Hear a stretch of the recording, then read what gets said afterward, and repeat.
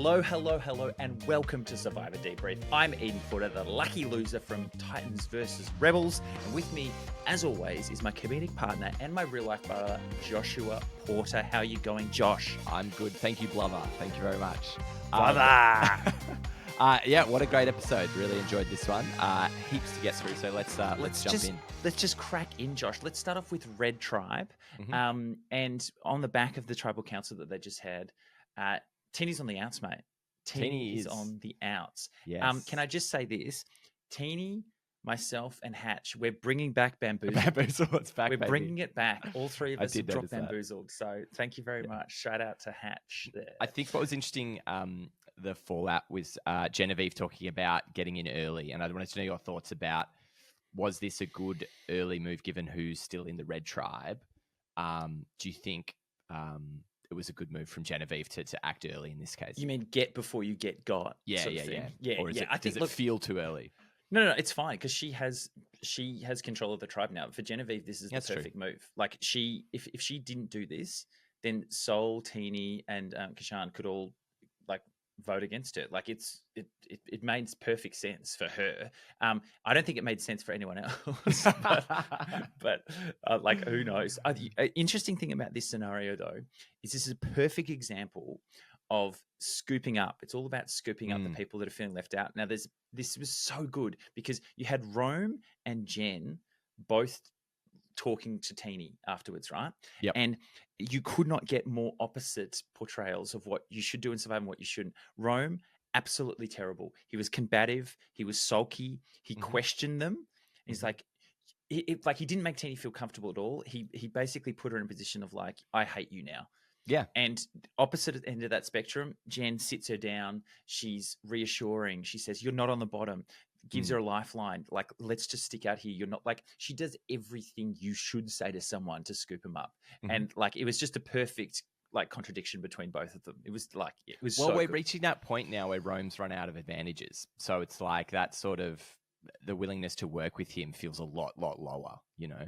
Oh yeah, like massively. And Jen even said, she's like, if he's talking behind my back and doing things with Sol, and like he just laid out everything.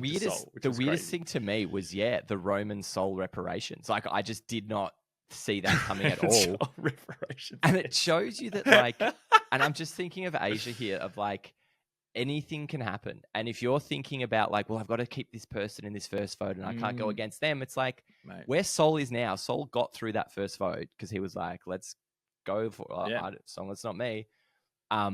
So he's through and that his fortunes have completely changed, feeling like he's on the bottom. It's the ghost of Sandra. Anyone but me. It is. It's like, honestly, it is. Honestly, you get through one more day. That's all you need to do. I was shocked to see Rome spill his guts the way he did to Sol. That was just bizarre to me. And it just speaks to a player like Rome, again, as Genevieve put, it's like, how do you trust these people? You've got no idea what they're going to do. It doesn't seem logical to be vomiting all that information. So I think for Rome, he's like, well, I need to build trust, so I need to put things out there to Sol. He's not even thinking about his Genevieve relationship. He's like, that's good, that's solid. I don't need to worry about that anymore. Yeah. But he does, because everything has a domino effect, which like everything, like, can I just say, Jen is an absolute beast. Like she is absolutely amazing. Took a little while to settle in maybe, but the fact that we didn't see her for 3 episodes is like a travesty. Like she's fun. She's fun in confessionals. She's controlling the game. And I just want to know whether it's like people act differently when they're in control or they've got a little bit of power. If you look at Jen, you look at Andy, like Andy was a quivering mess and then he's got his feet underneath him now and he's talking the talk and he's cock of the walk, baby. And it is funny. It's just that two ends of the spectrum is really interesting. I will ask you this, just staying on Red Tribe just a little bit longer. Rome has no idea how annoying he is to people. Like he honestly, like Kashan, he had no read that Kashan was like, I hate this guy. This guy's so annoying. Same with like Teeny's. I guess it's annoying. When you think you're awesome, you would find it hard to envision other people not finding the way you behave awesome. It's like you're like, well, they couldn't possibly think I'm not great and fun and the life of the party. So it's it's very surprising that he's got this far. But again, he's had those advantages. So I'll be interested to see how he goes moving forward. Did you like Sol's use of the word fart as an expletive? Hey, look, you guys, I don't want any bleeping or blurring. I want this to go to air. I'm going to use my own one. But do you know when Rome was giving Sol the lowdown and Sol was just like, wow, I didn't know this. Do you know, all that I could think was, ladies and gentlemen, we've got an Apoli. We've got a person of low information. He was in a position of low information. He was in a position. But now he's in a position of high information. He's got a lot now. Yeah, a pole high. He's in a pole high now, which I think is great. I really like Sol. I genuinely like him. I think he's awesome. He's introspective. I think he's really good. It's interesting because he's definitely trying. It's just nothing's really getting traction. He's kind of just limping through. But you get a sense that if the early game and the people he was with had maybe gone a bit differently, he would probably be in a really different position. But he feels very much like doing his best to survive at the moment. But so Red's in an interesting spot because basically Rome is trying to pull in Sol and Jen is trying to pull in Teeny. So it's who knows what could happen. I think at the end of the day, Rome could outlast his usefulness, and then Teeny, Jen, and Sol become like a strong throw. I'd much rather play with Teeny and Sol than Rome, just like in terms of predictability, 100%. So let's just touch in on Blue Tribe. I'll tell you this, a little side note, Josh, you might not have realized. They have not lost anything after they got rid of TK. Oh, yeah. The guy that said he hates losing and that he can't stand losers. They were like, you know what? Thank you so much. Let's just jump through Blue a little bit. Like, yes, some stuff later on, but Tiana throwing Gabe under the bus at the Survivor Hour.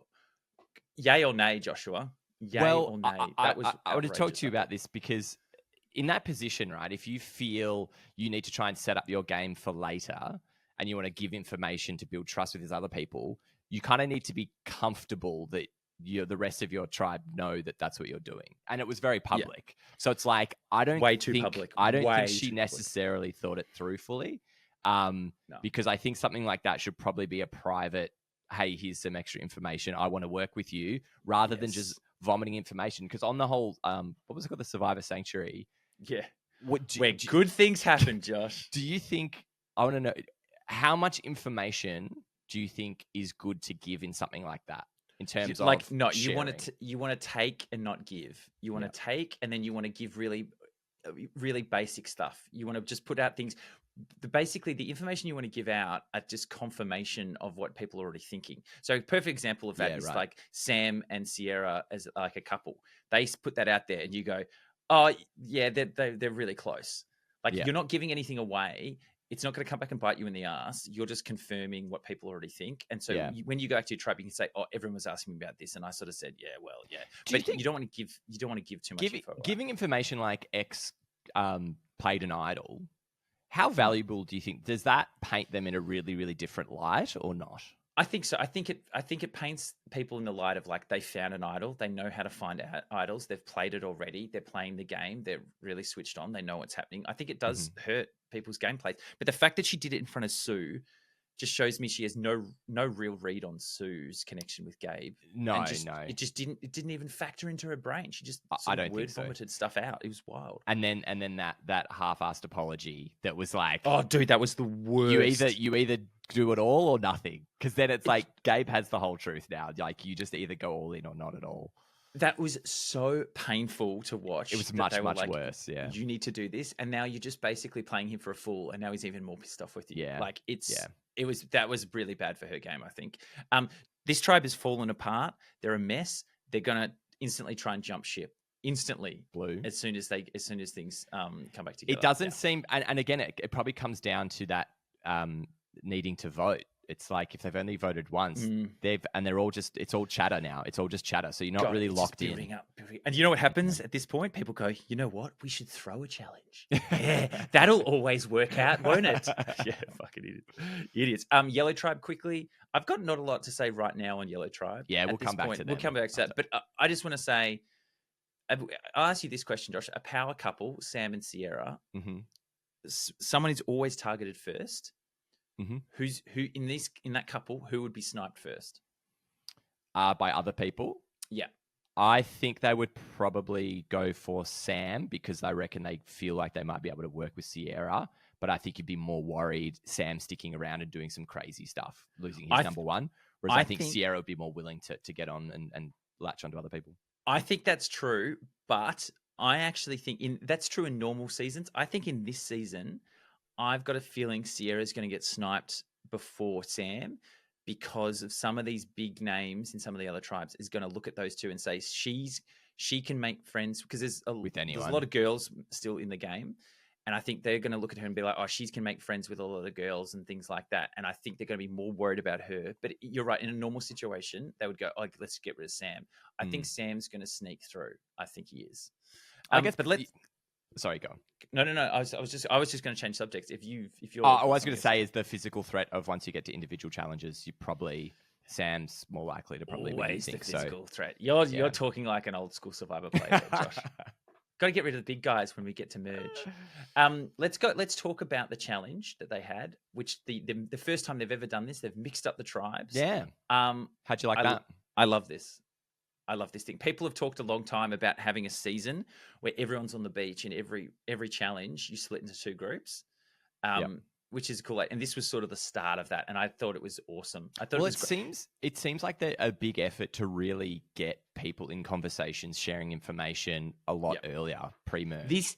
So the idea is the ultimate thing that they've always wanted is cross tribal alliances. Basically, they don't want a pagonging. They want people to be able to become mates with someone else, and then the bottom people over there join up with the bottom people over here, and it becomes really interesting. They've tried to do this with the journeys, like people chatting on the journeys. Yeah. This is way better than that.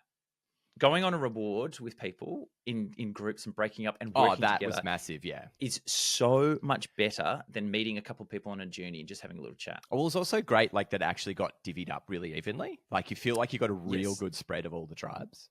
Yeah, I thought it was awesome. I think they should do more of it. I think that's like, it was a really good shift in the game, and I think it's better than the journeys and stuff like that. How did you like the challenge? Was there anything that stuck out that you enjoyed? There was a couple of things I liked, and they've brought this in now as well, which I really like, is the idea that people have to do like more parts of the challenge. Yeah. You can't just give it to your good thrower and him going bang, bang, bang, bang, bang, or you good not tire everyone had to do something. Yeah, and like the basketball at the end, it's like it's going to get progressively further back, so you put your weaker people in first, get their bucket in. And I was wondering, like, how for those closer people, would you try and get them to get a top one, or like just get anything you can? I think like get it. I know Sue was ball girl, but if Sue had to throw, you'd be like, just get whatever you can. Just try and get whatever you can, and just get rid of that person. One thing I liked it. I don't know if I misheard it, but it sounded like a little bit of a Frankenbite where they had Jeff, where they were talking about the ladder maze, and he said, "It's a lot easier than it is." Like, and I think it's going to be. It's a lot harder. It's a lot harder than it looks. But it's a lot easier than it is. I was like, that's not right. I didn't hear that. That's fantastic. Yeah. Oh, put that on the quote wall. Yeah. Put that on the quote wall. It's so nice when it happens good. The other thing I found really interesting is swapping Rome out for the first time and just getting him out. And maybe he's learned a lesson from last time that he was happy to do this, or the other guy's like, no, just get out. Just get out. Yeah, I think that was really good. I really liked the challenge. I liked mixing it up. I felt so bad for Sol. He got absolutely stung by some bad block falls. So unfair. Oh, dude. That was I didn't like that because I feel like it should have been higher because they dominated that. Yeah. And then the fact that there was a little bit sticking on there, I think that was poor challenge design. I think that should have been higher. I think it was the spirit of what you're trying to do. It's like, they bricks fell on top of each other. It's definitely fallen over. Like that felt really, really unfair. But I loved Andy with the saw.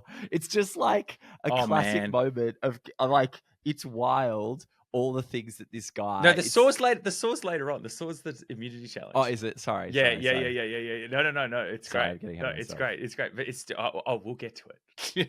We'll get to the saw. But on this one, so they did the bucket throw. The Survivor I've completely skipped ahead to the other challenge. Sorry, I've got confused. No. That's fine. That's fine. The Survivor Social Hour is very good. What did you think? Yeah, it's just a good chance, I think, for those people to chat and talk about stuff. Having the big group discussion, it's kind of weird though. Like it does. I wonder what's the minimum you can give away that seems like you're giving information, and seems like you were saying, you're just confirming things they know, because you don't want to seem like a bit of a clam. So you got to give something. But you've got to give a little something. I like if you're hopped up on hot dogs or veggie dogs as they were, you're going to be more talkative because you've suddenly got a full belly and stuff like that. Like it really does promote chatting and giving stuff away. It's also interesting, like having Teeny on the bottom, very, very willing to just spill the beans. And I'm like, it's kind of like Tiana. It's like, are you just ditching your original tribe mates with the hope to curry favor with the new team? Like, I just don't know if that's a good idea, even if you are on the bottom. I think you're better off doing that when you can actually action it, when you hit the merge or you hit a tribe swap. Yeah, I completely agree. But the thing is, it was actually good because I think they had a lot of people that were sort of on the outs there, which was good because you got Tiana that was on the outs, you got Teeny that was in the outs. So it allowed these people to do a little bit more with the position that they've got. But it was it was really interesting. I really liked it. Yeah. But we can still talk about the like the other challenge with Andy and his the saw wild getting it that wrong. Can you imagine, like, having done challenges, can you imagine in those moments things like that very easily happening, or do you have to, like, come on? You should not make that mistake. No. You can 100% make that mistake. There was a challenge that we did, right? And it was this one with this big boulder like thing. And you had to unclip it. But so you had to pull a rope to. It's like on a pulley, wasn't it? Or something? Yeah. To like raise the thing, and then you had to pull the boulder out. But we raised the thing and started pulling it, but we hadn't unclipped it yet. And so we were trying to pull it and it wasn't unclipped. And then Mark went back in to unclip it, but then he was underneath the thing that was going to collapse. Oh, and everyone was like, stop. And like safety, and like, obviously it's all very regimented. So we had to stop it and then go back and unclip. Like, things can happen. Like, you just forget. People just forget stuff. But it was really interesting. And then the puzzle at the end, man, dude, like, that was so close. Do you think there's any strat? Because I was thinking, is there any strat to when you knock them down, trying to remember where they fell, so you know which bit's bit, kind of thing, or is you just grab them at that point? I think you just grab them at that point. I don't think you're breaking that down. But it was interesting how Yellow Tribe was really fighting. Like, they were genuinely fighting. I think, afterwards Sam sort of talked about, if only Andy hadn't cut the thing, we would have been okay. But like, I think you only go that hard in that moment, and there's the pressure and the tension that, like, the exact moment builds to that. I don't think you behave the same way if you were maybe a bit in front, It honestly, it felt like they didn't have the fire, Yellow Tribe. Like, they especially that puzzle thing. Yeah, but the puzzle at the end, they even just seemed to be talking amongst themselves a bit more. They weren't like focused. They weren't like, this is what we need to do. Who was talking about having them facing the wrong way and stuff? That was Sam. Sam was like, well, I can't see. He's trying to move him, and they're like, I can't see him. And he goes, well, I don't know what's happening. Like, I don't know what to do. And they were seem to be like chattering against each other. But it was because Rachel was sitting out, wasn't she? I think so. Yeah. Yeah, and so that's interesting. Because I feel like Rachel's quite good at puzzles. Yeah, I guess you got to rotate. You got to rotate around, right? You got to rotate around. Sam, we didn't mention the chickens. But I hated that. What did you hate about it? I just like, you get what you're given. I'm like, you got the chooks. If they're not laying eggs, they're not laying eggs. Eat the chooks. You don't come back. You don't come back and be like, well, Josh, so you've missed the bartering era of Survivor, which it's now become a thing where you can barter with Jeff, and if you have something that he wants, there's usually rice negotiations that Jeff will say, if you step out of this challenge, I'll give you rice, and he stabs a bag of rice with a knife, and it starts to slowly come out. It's like, it's wild, but it is a thing. And Angela from David versus Goliath is the queen of all things negotiation. So do you like it? I thought it was fine. I think Jeff was so soft on it. How many eggs did they get? 18? Yeah, it was heaps. 18 eggs. But I think Jeff might have gone, but if they don't win the challenge, they'll lose their flint and they can't cook the eggs. Yeah, right. And this will be a nice little circular thing. But yeah, the chickens, see you later, chickens. Chickens, they're so interesting in the world of Survivor. Do you reckon if you let them go, to run around that would be more successful. But there's no way you would get the egg. You wouldn't know where the eggs were if they started laying eggs. You wouldn't. No, it'd be some sort of hunt for the eggs, some sort of egg hunt on the island or something like that. But yeah, I like that. Such a close challenge, though. I don't think I've seen that one that close for ages. Like, that was great. You know what's? Yeah. Well, the thing is, the fact that they lost by like a fraction of a second, like it was honestly that close. Yeah. You've got to think that who went home? It was Annika. That she sat out. She sat out Annika. Okay, right. Yes, because Annika sat out because it's that idea that if you were in it, you could have possibly won. And I think you never want to. You never want to sit out. You never want to sit out on something that you got. Yeah, that's why I don't like people driving my car, because if something happens, I just would have liked to be there. And like I would say, I would have fixed it, but I would have just liked to know, you know. Oh, dude, same. Massively same. But yeah, the dropping the blocks, I think, was really unfortunate. Like we talked about before, and make both sides the same puzzle. Like that was good. Yeah, they did that. They didn't do that in our season. They had different ones, and it confused me and Charles. Yellow didn't. It seemed like Yellow didn't want it as much, and then we get to the scramble. They came back. So obviously it all came together, and Yellow lost. And anything to say about Rome breaking down, being like, it's a very strange emotional outburst from Rome. Was not expecting that, but good for him to. It's 10 days. They don't know what hungry is. Yeah. 10 days, mate. They're fine. They're so fine. So now we get into the Yellow scramble, Josh. It's scramble. It's scramblelicious right here. It's scrambled eggs. What are your It's thoughts? kind of like a really. What I liked about this, it's a really clear scenario, because you've kind of got Sam and Sierra in the middle, and again, like we spoke about last week, like why wouldn't Sam cut one of the other women? Because then that puts them like an even peg. Because it's like, of course you're going to be the first. When you get down to it, those 3 women are going to knock you out easy. Because so like you can't. Yeah, it's the right move for me for Sam. So I tell you what totally blew this up. Right, was Annika. She didn't have a vote because she lost it at the thing. So just thinking about this logically for a second, she doesn't have a vote. Sierra knows she doesn't have a vote. So this situation becomes, even if Sarah wants to flip, Sarah flips to a 2-2 split, because Andy and Sam vote together and Sierra and Rachel vote together and Annika can't vote. So there is no incentive unless she can convince Sam to jump with them, and that was never happening. So as soon as Annika lost her vote, like I think this situation was doomed from the start, because there's no way Sam was going to get convinced. Sam was totally locked in on, no, that will put me in a worse position in the game. Given his relationship with Andy, he feels that Andy's like this sort of super loyal puppy dog, it feels like at the moment, who's jumping around a lot, and you'd rather keep one of theirs than 3 on the other side. What I found interesting though, Andy, like it feels like Andy's properly playing though. Like it really did feel like he didn't come to them. They didn't ask, and I was waiting for them to ask him, well, what do you want to do? But they didn't. That's what you should have done. That's what they should have done. I know. It was really interesting. That's what you do. You always ask other people, who do you want to vote for? What do you want to do? If you tell me you're on the bottom, what do you want to do? That's what you say. I was sort of worried. I was like, oh, is this a bad play from Andy to be like, hey, I know I'm on the bottom, blah, blah, blah. But it ended up playing out perfectly. It got them thinking that, like, great, well, Andy's locked in. We've told him this story. He's completely bought it.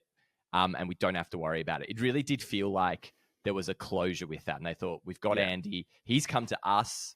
We've given him a plan. Like, he's clearly not thinking about other stuff. And it's, it's just Andy. So I think that Andy did a really, really good cover.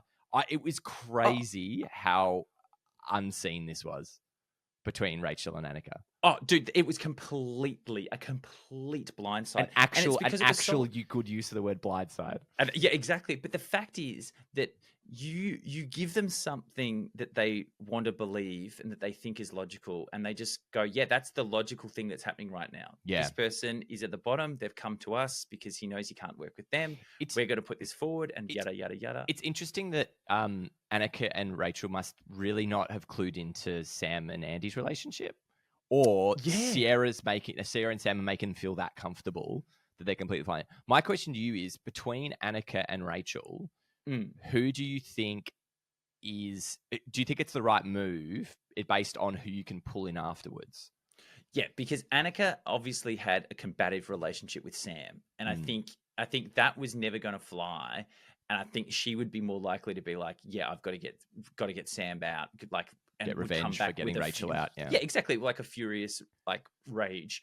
But I think Rachel's a bit more level-headed, and you can probably, if you're good at scooping, doing the scoop back in. I think if you do that. So how much are you thinking about the scoop when you're formulating a plan like this?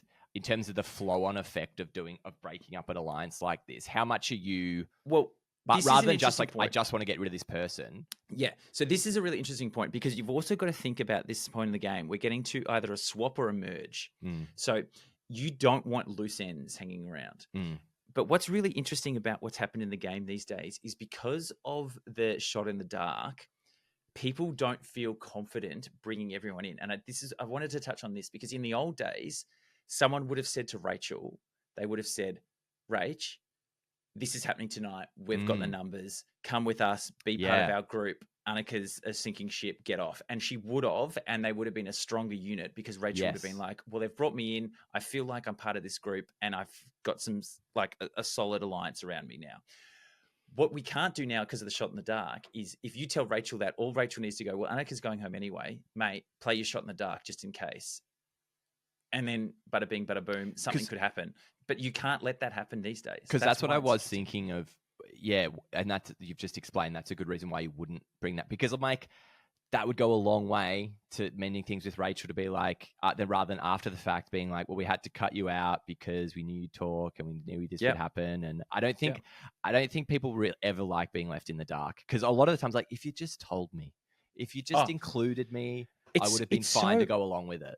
It's so hard, and it's easy. It's so easy to say that in hindsight, but at the moment, and I can tell you right now, from being out there playing, in your head, you're like, if I tell this person and this person goes to that person and says this is happening, this whole thing can blow up in my face. Yeah. So if I don't need to tell them, I will get through it tonight, and it will be completely locked down, and I will not go home, and then I will just try and mend the bridge.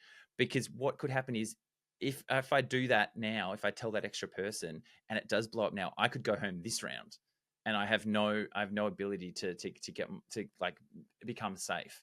So I thought that was really interesting. Do you think as well, like, that there's a pretty solid 3, well, definitely like a solid 3 now of Andy, Sam, and Sierra. Yep. Like, presumably they're a lot more comfortable with that as a group than they are with having Annika around as well as a 4.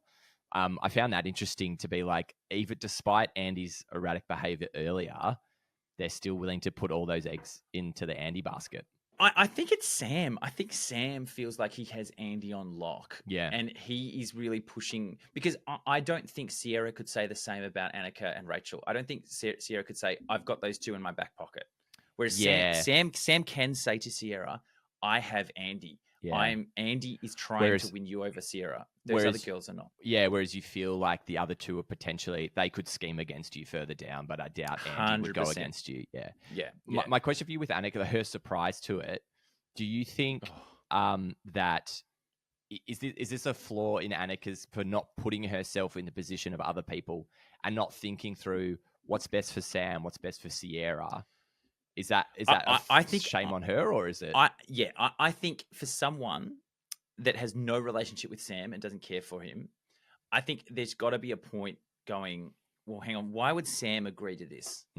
If I see Sam and Sierra as a buddy, and I see Sam and Andy getting along, why would Sam say, yeah, let's get rid of Andy. This is all fine. He's too crazy. Because you've got to think that he's going to be threatened by you 3 girls going, yeah, we've got this. I think so. I think you could totally see when you've got the breadwinners there that surely good alliance name drop. I like it. Surely there's eyes on that, and you should be worried about, yes, we're running the show. Mate, I think it's probably just the comfortableness from Sierra. Sierra must have sold it so well. I 100% agree. I think Sierra's doing a lot of damage control with the girls, and I think she's doing a lot of, those guys, they're fine. Like, they're not going to do anything. Andy's just following around. Like, Sam and me, I talk to him, but he's not going to break us up. Like, I think she's doing a lot of heavy lifting, and I think she's going to be a force moving forward. I think. I did feel so bad for Annika though. Just the idea of, and I completely empathize with it, of like, I just wanted to get to, like, she didn't even get the chance to like hear her name out there. Oh, I've got to do stuff. I've got to act. It was like, yeah, sweet, Andy's gone. No worries. Like it sucks that she really did miss that chance to sort of fully play and try to defend herself. That idea to scramble, to try and throw stuff at the wall and try and get out of it and use your shot in the dark. But when it's a proper blindside, you're just like, yeah, I thought I was fine. Like I honestly thought I was fine, and then I couldn't do anything about it. So that makes it really hard. I think look, Rach now, like when you look at the tribe breakdown moving forward, Rachel's been burnt, Teeny's been burnt, Kyle's been burnt. Like Tiana doesn't really have a home anymore. Yeah. Like there are so many people, and this is all basically they mirror image itself. This is all happening because of they were the extra person in the group and they didn't want to tell them because of the shot in the dark and to XYZ. And they've all had the same thing happen to them. So whether or not those guys can all get together and form something, which would be pretty amazing. And it's interesting because they might get scooped up and used on their own tribe. But they're in a position now where when they get the chance, they will absolutely just go and do their own thing because I guess they don't feel safe. I do think Rachel will probably stick with the original, with the other three, at least for a while. She's got a relationship with Sierra. She's got a relationship with Sierra. So which will be damaged now. But I definitely think that she'll stick with them and sort of really feel out the other people when they get to merge. Yeah, I think the idea that... it's a risk reward situation. Like in that situation, Sierra goes, you know what? I want to keep Rachel as a really close ally. So I am going to tell her that this is happening. And I'm going to pray to the gods that she doesn't tell Annika to use a shot in the dark. Like, because there is a benefit going into a merge or a swap with a tight group with people that respect each other. Like that's a huge benefit. Yeah. Big time. Anything else from that? Oh yeah. Annika was she was a poly as well. Massively. Very low information. Very low information. She thought she was an Apai. Yeah. But she was not. What else? Anything else? I thought Annika having one confessional in her vote out episode was a bit rough. Oh, is that what it was? Yeah. I was like, that's a bit rough. She seems like she could talk. And again, I don't think she didn't give up her vote either. Like it was taken from her. Yeah. She had to play that game. She had to play that game. But in the end, it wouldn't have really made a difference. So, I think it could have. I think if she had a vote, but Sierra... numbers-wise, they didn't need it. No, they didn't need it. But I'm saying that could have been the difference that Sierra goes, you know what? Sam's going to have to stick with me because I've got the numbers with the girls, and we can just vote out Andy. Yeah, right. Gotcha. And then Sam just has to be the third, the fifth wheel. Sierra didn't seem to fight it too much, though. It didn't seem like... No, she didn't. She seemed bad about it, but it did seem like Sam was definitely pulling her through that quite comfortably. Look, and this is why, like, losing votes and having that extra vote and the stealer vote and things like that, like, it does make these small tribal councils really crazy interesting. No, they've all been really interesting so far. Yeah, they've been so interesting. So, Jay, what are you thinking? Who spun and grun? Who spun and grun? Yeah. Spinning Grin. Who was it tonight? Probably Sam, I think, because what he wanted to happen happened. Yeah, I think so. Yeah, he managed to make a big move against an ally, and it paid off, and he kind of got exactly who he wanted out. Can you claiming that? Who claims that move? Because I know Andy was sort of like looking around. I think he thinks he claimed it. I think Andy secured it. I think Andy secured the cleanliness of it, but I think it's definitely Sam put his hand up. Sam put his hand up, and then Andy saw him putting his hand up, and then Andy said, "Oh, it's actually everyone," because I think they all wanted to take ownership. In that moment, it's like, well, of course you know who it is, like it's everyone but you and Rachel. Yeah, exactly. It's like, and the one who goes like, "Oh my god, I'm so shocked." It's like, it's everyone else, dude. It was a pretty good exit. Like she was genuinely like, it was slow. It was one of dominated. It was just like, it was one of the most dramatic I've seen for a very long time, of like absolutely no idea and absolutely flabbergasted. And just couldn't break it down. Yeah. And so on the other end of the spectrum, who ruffled some feathers? It was to rustle feathers, ruffle feathers. Thank you. Boom, boom, boom. Who do you think tonight? I think maybe Tiana. Just with that bib bomb at the group. I was going to say that. It's a pretty 100%. Yeah, she rustled some feathers. I think said rustle feathers. Thank you. She's put Gabe on notice, and I think Sue's now annoyed with that, and I think that's totally really blown up Blue Tribe. I think Kyle's a free agent now as well. I think Tiana's a free agent. She definitely threw the eggs amongst the chickens.